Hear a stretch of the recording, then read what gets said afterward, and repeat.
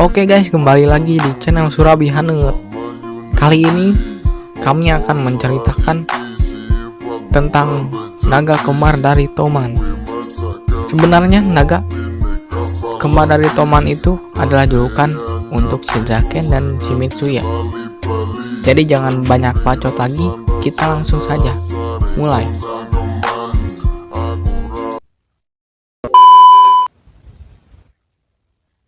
Oke, kisah ini ada pada chapter 122 di mana Mitsuya dan Draken sedang motoran. Mitsuya pun membicarakan kekhawatirannya. Ia khawatir akan terjadi konflik saat tahun baru. Namun Draken dengan santainya berbicara jika itu terjadi mereka hanya perlu bergabung sebagai naga kembar Toman. Mitsuya pun teringat awal mula ia bertemu dengan Draken dan mereka berdua berencana melihat tempat awal mula pertemuan mereka. Sampailah mereka di sebuah tempat dengan dinding yang memiliki grafiti seekor naga seperti tato yang ada di kepala Draken. Lalu cerita pun flashback di tempat yang sama beberapa tahun yang lalu. Ada anak kecil yang membuat grafiti naga tersebut. Ia adalah Mitsuya, dan diceritakan si Mitsuya ini kabur dari rumahnya. Ketika sedang asik menggambar, ada seorang anak yang memuji gambar yang ia buat. Mitsuya terkejut karena ada seorang anak yang sedang makan sambil melihat ia menggambar. Anak tersebut adalah si Draken. Draken menawarkan makanannya kepada Mitsuya. Draken pun keheranan. Apa yang dilakukan anak-anak seperti Mitsuya malam-malam begini?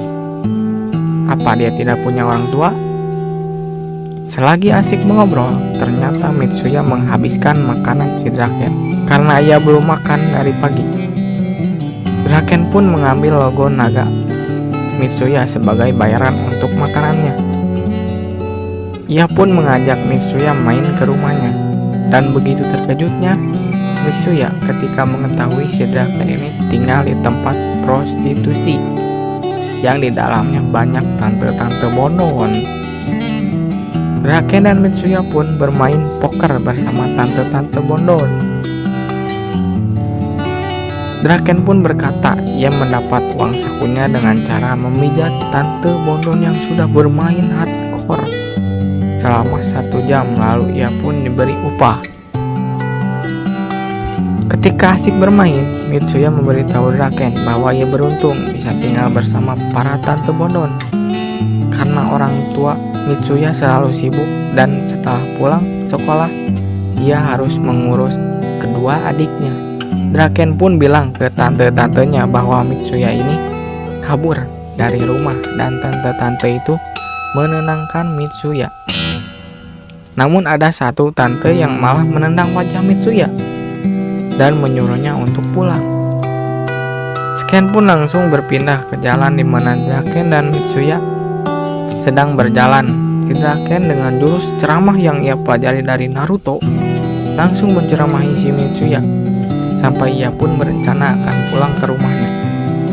Beberapa hari kemudian mereka berdua bertemu di depan grafiti dan Mitsuya berniat untuk menjadi berandalan seperti Draken. Mereka berdua pun terkejut karena gaya potongan rambut dan tato di pelipis kepala mereka sama. Dan cerita pun selesai. Ya mungkin alasan si Mitsuya sekarang gaya rambutnya berbeda dengan saat bocil karena logo naga tadi sudah milik si Draken.